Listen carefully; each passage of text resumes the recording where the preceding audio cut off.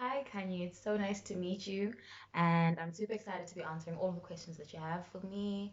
I am a composer, a musician, a pianist, a lot of things, and I hope that from the way I answer, you can see that you can become a lot of things as well, and it doesn't have to be so narrow.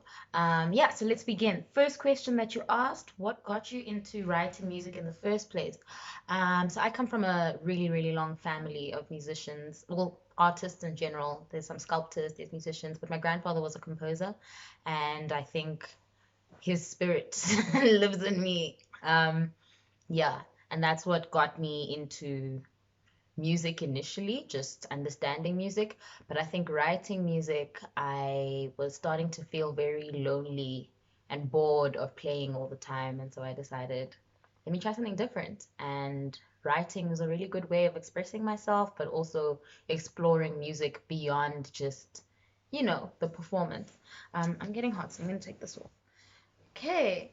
Have you ever wanted to do something else in the music field? Yes, I have, and I actually did, and it was a bad idea. So, I would highly suggest to every young composer and musician that they study, because when you do that, you're given the full breadth of what the industry looks like. And because I was given that full breadth, I had then decided that I wanted to get into the more corporate sides of the industry so that I can understand it. And so I worked at SAMRO. SAMRO is the biggest royalty collecting society in the country. Um, what are royalties? Basically, when you're a musician and your music plays in the store or on TV or anywhere really, you are owed money, and that money is called a royalty. So this company was collecting money for artists. It was a really great eye opener, and yeah, I did it to learn about the industry, and that I did. I learned the harsh realities of this industry, and kind of left me feeling really like low about it, and so I quit, and now I'm a composer, full-time composer. Uh, what process do you go through in composing the type of music that you do? So I would say the first thing that I start with is like a sense of channeling. So yeah, I take time out to meditate and try and channel what it is that I'm trying to say. And to figure out what I'm trying to say, I have to start with figuring out how I'm feeling right now and how I've been feeling the last couple of weeks, and just get a gauge of where my heart is at. Because when you're a composer, unfortunately, you're going to be given a brief, right? And so the brief will be, make us a happy song. We want to mix, Daft Punk with ASAP Rocky and just make it sound cool, and Lil Uzi and just make it sound cool. And you have to come up with it somehow. And a lot of the time, it's not that easy. But you've got a pot of emotions that you can use. And sometimes you can trick them. Sometimes you can say something really sad with really cool music, and that's, you're still being true to how you were feeling, but yeah, so I start with figuring out where I'm at, and then from there I listen to music. Listen to music. Don't you're not a you're not this empty vessel that just picks ideas from the sky. Like, we are all influencing each other. So your emotions influence you, the stuff you watch, the food you eat, everything is a is an influence on how you're going to create when you do decide to create. And so listening to music is great, because all the styles that you listen to end up impacting the melody line that you're going to write and how you're going to start that. Um, so there's that, and then afterwards, the flow just comes. Sometimes I like to start with a harmony, so I'll go to the piano and come up with like three or four chords. Sometimes I want to write a melody line and let the melody line influence the three or four chords. So it really varies. What is the next question? Do you feel that you need to have a certain mindset for when you Yeah, I just answered that. So I don't think you need to have a certain mindset. Um, because then that means that you need to be a certain type of person. All the mindsets are great. If you're not in a good space, you can use that. You can speak to your art about how much of a cuck space you're in, or how horrible you feel. And sometimes there's a concept that my mom has taught me, which is called like spilling milk. And so sometimes when you create art, what you started doing isn't going to be what you end up with. If this is a piece that you're working on and it's a 4 minute violin concerto, how you started doesn't necessarily mean that is going to be the end goal. And in fact, a lot of the time you need to spill milk. So you need to interact with your art emotionally and just like speak about how you're feeling. If you're banging the piano, I'm a pianist, I'm going to keep using piano references. If you're banging the piano, that's cool. If you are, just silently playing the same note over and over till it drives you a little bit crazy, that's cool. But use your initial interaction with art to spill some milk, and then you'll find your feet. And yeah, any mindset is a good mindset. There's no such thing as the right mindset, in my opinion. How much input do people have when they commission a piece from you? Yo, yo, yeah. Composing requires humility. It requires humility because there's a thing that they teach me, that they taught in first year, where they said the intention behind art doesn't matter. What matters is the reception. What does that mean? It doesn't matter how you wanted it to sound. If you wanted it to sound or look a certain way, but I received it differently, and I'm the consumer or I'm the commissioner, the person that's asking for a piece of music, yeah, you have to adapt to what they want. So there's a lot of back and forths. It's not a clean cut, here's my piece. How do you like it? It's usually here's the piece, and they're like, bar 54 to 60 is a little confusing, or we don't really like the style. Can you change it? Or we don't like it at all, and so you've wasted your time, and we're not gonna use your piece. Like rejection is also a very common thing that comes up a lot, but all of it makes you grow. And a lot of the times, what one person didn't want, or a piece of music that didn't fit into one project, ends up fitting so perfectly into another project. It's just a flow, and it's all working hand in hand. I hope I'm answering that honestly and good enough. It doesn't feel like I am. What is it like in the music industry being a black female composer? Mm. I think in any industry, being black and female is going to be harder than anyone else. And we need to be honest about that. Um, but what I think is important now, especially and for you when you're younger, is to be deliberate about making a point to remind people that you are a black woman. Um, there's been lots of social spaces where, because I'm the only black person, I have to smile through racist jokes, sexist jokes.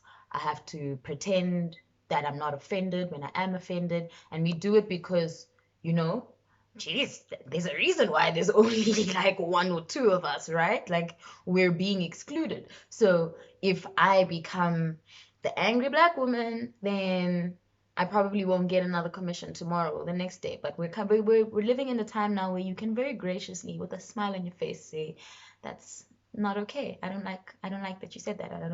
I don't feel comfortable by what you've just said." Um, so I think, yeah, it's uncomfortable, but speaking out, speaking your truth, and owning your truth will make things a lot easier.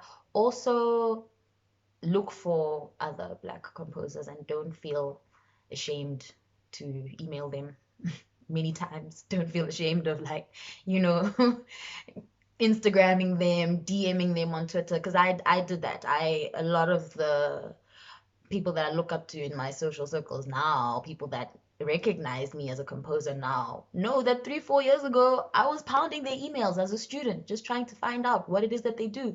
And a lot of people ignore me. A lot of people are reintroducing themselves to me. It's fine. You're never too humble to look for a space. But when you have a space of older people who can help you and guide you through a very confusing time, um, it's helpful. It's helpful, and it makes, again, being the fly in the milk a little bit easier.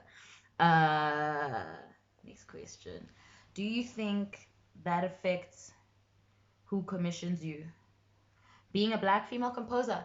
Yeah, it actually it's the opposite. I think you're assuming that it would mean not everyone commissions you, when instead you only get commissioned because you're the black composer. Like a lot of the time, at least in the beginning of my career, there wasn't there weren't a lot of commissions that came in light of what I've done, and they didn't even need to listen to my music, or they didn't care to listen to what it is that I've done, but because they saw this is a black female applicant, it was ticking quotas, and so they would just choose me based off of that. um yeah, and I think it's not nice to know, but it's really great when they realize that you're good and you didn't need to be black to be chosen. You just needed to be good, and you are black because black people are just as good as anyone. If we all took the time and the discipline to be 13 like you and practicing when everybody else is on the ground and everybody else isn't even thinking about where they want to be when they grow up, but you are, that's discipline that I can tell you.